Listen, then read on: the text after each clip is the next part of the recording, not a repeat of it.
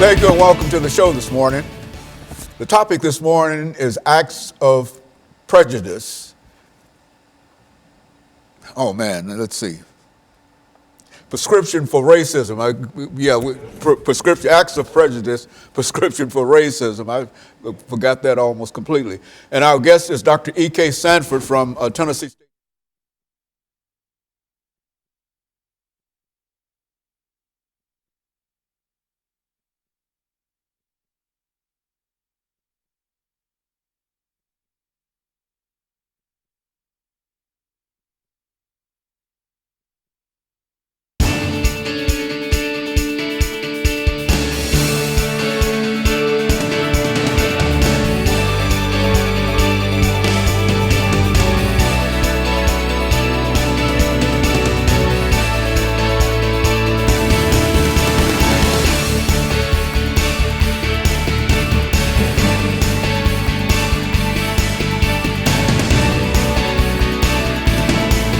Thank you and welcome to the show this morning. The topic this morning is act of prejudice, prescription for racism. Yeah, I added that. I mean, I'm sorry about that. I added that. Yeah. What?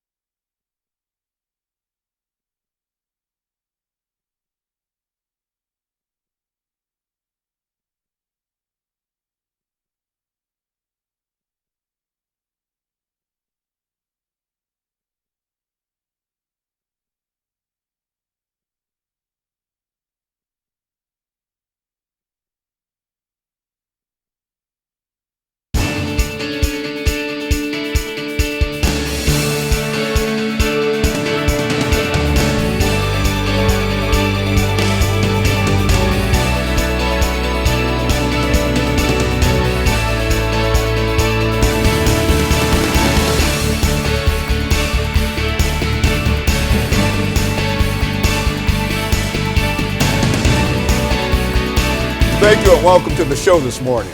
The topic this morning is act of prejudice, prescription for racism, and we're fortunate to have with us to talk about acts of prejudice and prescription for racism, Dr. E.K. Sanford from Tennessee State University. And Dr. Sanford, let me welcome you to the show this morning and tell you how delighted we are to have you. And I think our audience will recall that you've been with us on many, many occasions, and you've given us excellent shows up until this point. And I think that this show is a special show in the sense that it'll give you an opportunity to talk about some of the things that are going on within society today. But before we do that, Dr. Sanford, let's have you to give us some information in reference to your background, your education, and some of the things that were important in your career, and then we'll get into our topic this morning, acts of prejudice, racism, and some of the other aspects of racism, and a prescription for racism in America this morning. Thank you very much, and I'm always delighted to be here. I am Dr. E. Kelly Sanford, professor of sociology at Tennessee State University, and I did my postdoc degree at Penn State in State College, Pennsylvania. Proud to say that I got my doctorate degree at Howard University in Washington, D.C. I did my master's at North Carolina Central University and my undergraduate degree there as well.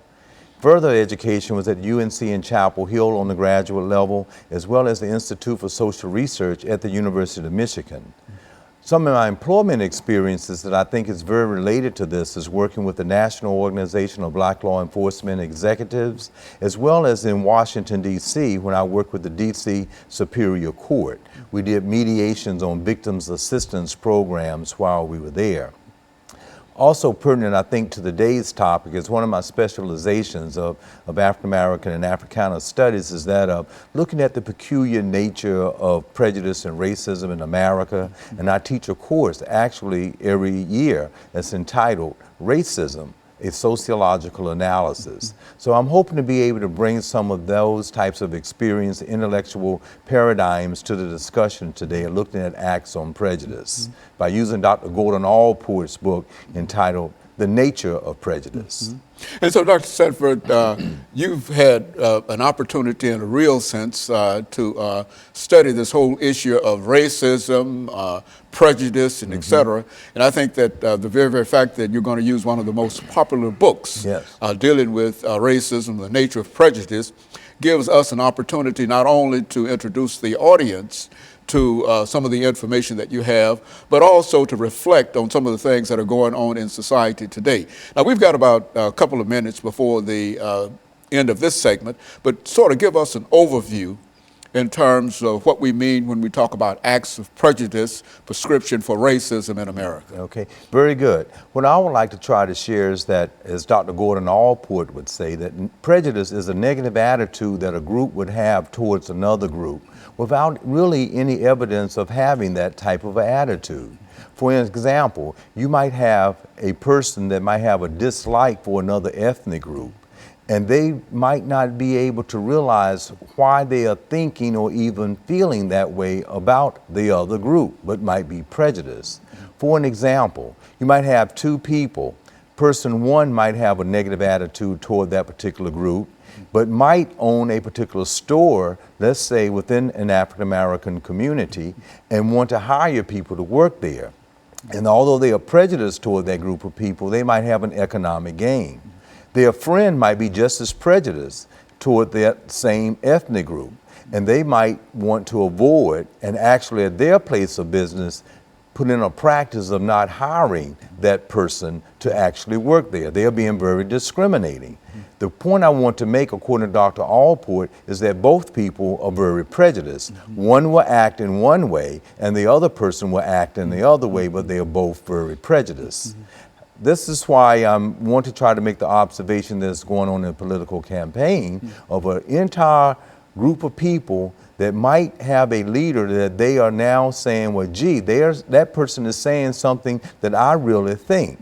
And while at one point they may not have expressed it out loud, now they're willing to show up and to express it, because there are those two types of people that might have a dislike for certain policies or other group of people, but might act out their prejudice openly because they feel that someone else is a billionaire or in a leadership role and can say and act in that way, that so can I. And so in real sense, Dr. Sanford, as we get ready to end this segment this morning, we're saying that prejudice has an impact upon all of us. A person can either be prejudiced or not prejudiced, but whatever his attitude might be, he's going to live within a community of folks that will have an impact. And we're going to talk this morning about some of the acts of prejudice. What we'll do, we'll take our first commercial break, and we'll be back with our audience following this very, very short commercial break.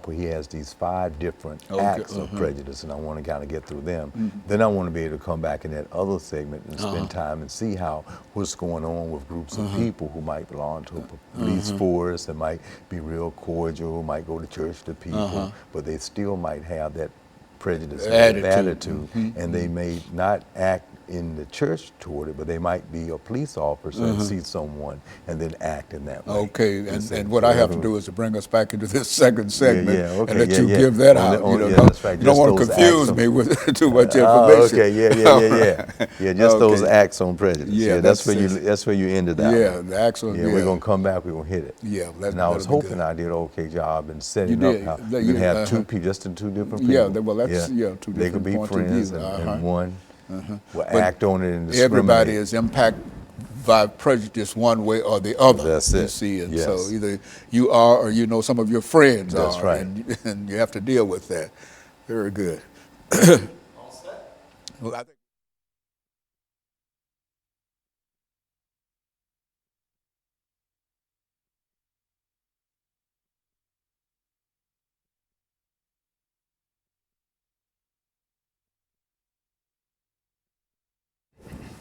Thank you and welcome back to the second segment of the show for today. The topic is Acts of Prejudice, Prescription for Racism, and the guest is Dr. E.K. Sanford from Tennessee State University.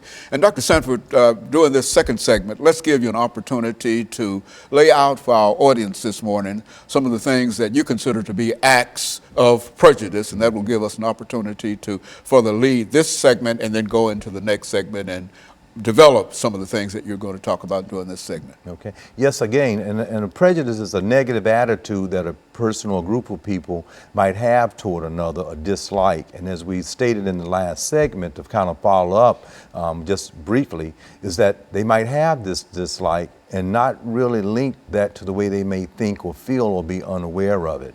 Dr. Gordon Allport, in his classic book entitled The Nature of Prejudice, he has 5 different levels of acts of prejudice. The first one he calls, it's a funny word, he calls antilocution. And antilocution is just a word that he means that a group of people may gather and they might hear someone and they might say, well, yes, I really believe in what that person is saying. And they might listen to it, they might come back to the second and third meeting about it, but they are not at that particular point willing to go out and to do anything other than just listen to it and agree to it. Now, the second level of an act on prejudice is that of avoidance. Dr. Gordon Allport said that a segment of that first group might go out and say, I want to avoid because I have a dislike toward another group, and maybe to live someplace, maybe because I have financial assistance, I can live and not integrate with other people, and I can desegregate myself. I can segregate myself from other people. That's avoidance, when you can just want to stay away from that other group. You have that dislike and that negative attitude. Don't want to have anything to do with it. Then the third level of it is that of discrimination. Now, and I want you to see that second, you don't want to have anything to do with them, but you might not do anything negative against them. But that third level is a subgroup of people that might not want to have anything to do with the person, but they will actually discriminate against an individual. Find themselves in a situation where they have to deal with that group. Yes, is that what we're, that's right. Or if they have to hire, or if they are working in a particular place, they might see that a particular person is checked that they are of a particular ethnic group, and then they might do something that is discriminatory toward that group. So that's an act on prejudice, because you, in your mind, have this attitude about a person that you might not even know, but this dislike, and you might act on it in a very discriminatory way. We can look at history and our laws that at one time said that people that of a certain ethnic group would have to live in a certain area, they couldn't go to certain schools, and so an entire civil rights movement had to take place for those changes to come about. Even those that are listening might think, well, institutions just always wanted to be fair in having athletics, but a movement had to go to have a certain title to be changed for women to have the right to play sports because they were discriminated against. So then he looks at the next level of acts on prejudice, is that of physical attack. Okay. That's when they have this negative attitude toward this other group, that they're not only wanting to avoid and to discriminate, but they're going to organize themselves to actually go out and to then physically attack another group. We might remember the dark history in America where the Ku Klux Klans may have gone out and burned houses down, crosses, very intimidating. And that was a physical attack. And then the fifth level is called extermination. That's an act of prejudice where you're so racist toward another group of people, you target them and try to really do away with the entire group. That's extermination. Physical extermination. Physical extermination. Yes, you were just clearly trying to do it. And we can see that's the reason of World War II, because of what happened in Nazi Germany, those types of things occurred. So we have those types of examples of acts of prejudice that is within our society today. Now, what I wanted to try to share that for is simply this. Presently, we have a reoccurring pattern that exists within our society of different groups of people that might be a part of antilocution, and they might work well with others, but when they go out into the workforce and they meet someone that might be a particular suspect, something in the subconscious might move them from the antilocution to the whole idea of a physical attack. And then they might unwantingly shoot that person or kill that person. And they would see some things that really didn't happen to try to justify it. But this is the same type of incident when people get together and say, well, we're going to really go to a place in an organized way and do something to some people.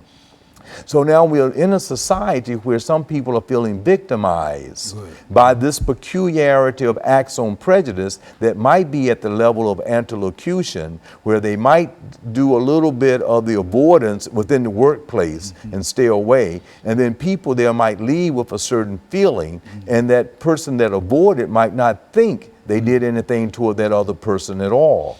And then they might even have a little discrimination that might be going on in the workplace, and everybody might meet and have a donut or coffee, but that person might get this feeling that they are not accepted.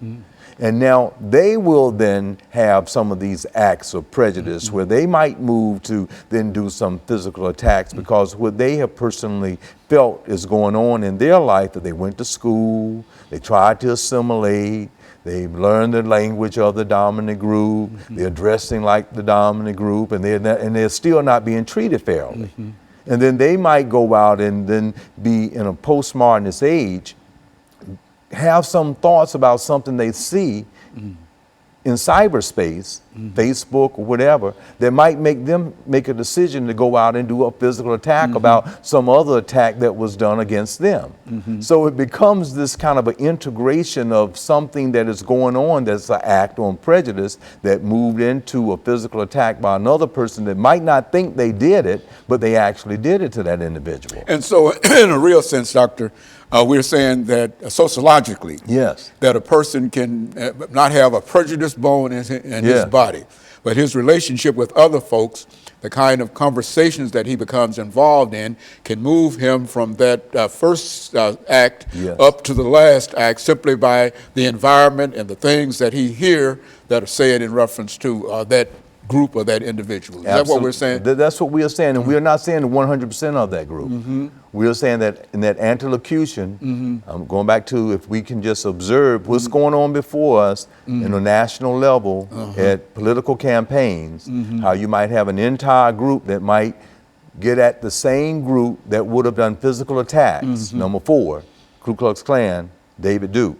Others that will show up because they are feeling depressed within the economic system that they are in, and they are all at the same place. Some will lash out while some will not. Okay, very good. And what we're going to do, we're going to take this second commercial break, and we'll be back with our audience following this very, very short commercial break.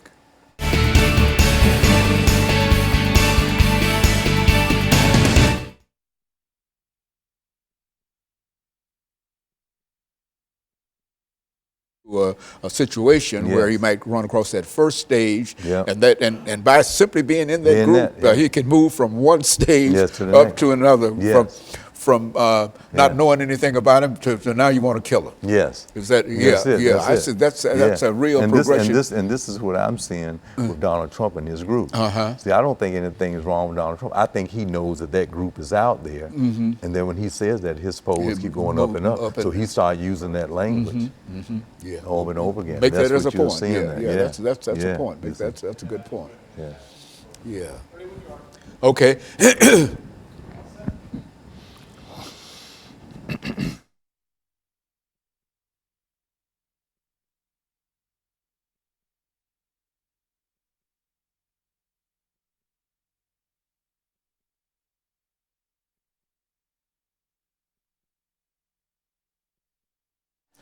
Thank you and welcome back to the final segment of the show for today.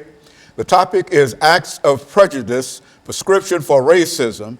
And we have with us to talk about acts of prejudice and the prescription for racism, Dr. E. Kelly Sanford from Tennessee State University. And so, Dr. Sanford, let's see if we can finish this last segment by having you make some comments in reference to an individual who might be caught within that first act that you're talking about, and as he or she moves up and eventually move to the 5th act in which they are ready to exterminate an individual. Go on, speak to it from that perspective. And thank you very much. And that is indeed how Dr. Gordon Allport would see it. That first person that might have this feeling or dislike toward another group but wouldn't act on it could be potentially a part of going into membership or just going to a group, and when things are being said, they might listen to it and agree with it and vote for it, but a subgroup of that group might move on to the next level, and then the next level to the next level of physical attack, where they might make a decision to go out and do it. Now, this is where the prescription for racism of those earlier attacks, the listening audience need to understand. When that group of people start to go out and they seek out a group of people, whoever they might be, based on certain physical characteristics or where they might be socially located within a community, that they know they are targeting that group of people. Or if in a hiring process, they are not allowing a group of people based on the ethnic group that they have checked that they are, or gender that they are, then that's when the racism or the sexism enters into the discussion about the whole prescription of racism within the society in which we live in. Now, when we look in our larger problems of reoccurring patterns of, say, police officers that are disproportionately killing African American males, I want us to keep in mind this act on prejudice, because I think if we interviewed, say, any other officers in the rank and file line, all of them would say, well, no, we would not go out and act toward any other citizen in any different way than we would another person. But out of that group, you can have someone that in their private life would avoid, and then in their private life would do some discriminatory acts.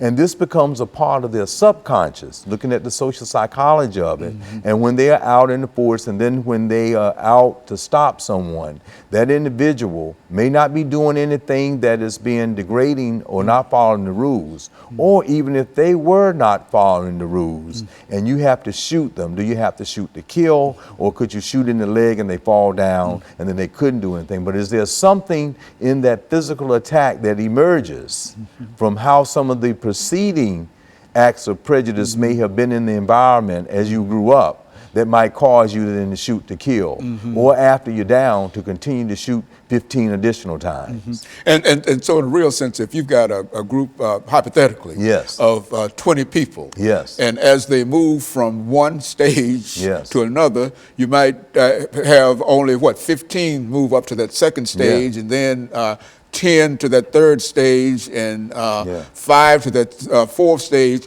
And that fifth stage, in which there is an idea of extermination, you have only 1 or 2 out of those 20, but all might be considered to be what? Prejudice, but they've moved from one stage to another stage. Yeah, that's absolutely right. And now, as we are seeing this radicalization of other groups that are probably experiencing within the society or system in which we live in, some of those acts of the lesser stage of prejudice, they may then start thinking, how can I get back at that by this physical attack? So, and then I guess my point is, it can go from one ethnic group to the next ethnic group, or I hate to use this word, Uncle Tom, sometimes you can find people within one ethnic group that the dominant group can get another person to act and behave and think and say things in a certain way. I guess you want to say they've been bought out, or they may have assimilated to a certain degree that they may not try to understand that particular ethnic group, although they belong to that ethnic group themselves. However, going back to this issue of the problem that we are seeing in our society today, many people that might be the victims of it are now turning that into another type of act on prejudice and physically attacking. So I hate to date it, but as we have this conversation, there have been many types of attacks that have occurred in America and throughout the other country, and some people in their minds may be acting this thing out in a more physical, or to the point of exterminating another group of people, or the idea that another, even entire society, they could, regardless of who is in the building, if they are just called American, they want to get rid of them. So that's an extermination, an act on prejudice as well. So would you say, Dr. Sanford, that many individuals do have an opportunity? It's really a decision that an individual has to make as to whether he is willing to move from level 1 to level 2 to the final level. That is really an individual's decision, but it's sort of formed by the group itself, by the kind of folks that you're involved with. Would that be a correct assessment of that? That is very, very correct. And one of the things, since we are in higher education, is to try to have diversity in education, so that group that's, because of legal segregation hundreds of years ago, things are still pretty much that way today, or people might still be separated and might have those attitudes, that through a system of education, that they will change their attitudes and values in a different way. And we have indeed seen that. We've seen that with the millennials, and how our Supreme Court now allows this discrimination that was going toward gay brothers, lesbians, sisters of being married. Now they changed that law because there was a change in people's attitudes that were born in the 80s and the 90s. And so the same thing with the civil rights movement, when there was an act of prejudice, of discrimination, as well as physical attack, was a social movement that went on and on, laws were changed. And now supposedly there are improvements to the point that we have a first African-American president, two-term president. So we see change with the whole infusion, but you have to understand that those things are there. And this places someone in a high authority level to have to understand that much of the anti-locution is still very present, that first level within our society, of people just feeling in a very prejudiced way. And you can see within the political campaign that's going on at the very present time, when a person figures out there's a whole group of people, regardless of their education, economic status, they might feel depressed or suppressed, and they might start thinking in a way, and then they go out and they meet and they rah-rah about it. So you can see some of the people with their flags up and everything that ready to move to the next section. Next step of it. And so it's a thing of progression, you know, and if a person can exclude himself or get away from that kind of thing, he won't have an opportunity to progress. But as long as he is involved in the middle of it, he goes up with the rest of the group. Is that what we're saying? That's what we're saying. And we think we have a better America with more diversity, because we'll strengthen numbers, strengthen everybody being along and getting along. And we have the institution of religion that's supposed to help everybody have this type of ethic about ourselves. But the question becomes, as Max Weber would say in his classic book, the Protestant ethic in the spirit of capitalism. How does capitalism prevent us from being able to get along? And so in a real sense, diversity is the most important element in terms of bringing people together. And more diversified a group is, then the less likely they are to be able to move from, they might move from level 1 to level 2, but if there's quite a bit of diversity, they're not going to go up to level 5. That's right. And intellectual diversity. You can live in another area, but intellectually you have to understand about the culture of other people, and then that would let you have a different level of respect, that you would not move into wanting to be discriminatory because intellectual. That's why we want in schools to have a diversified curriculum from kindergarten all the way through the 12th grade and through undergrad. So if you lived in an isolated area, you still have some intellectual awareness about diversity.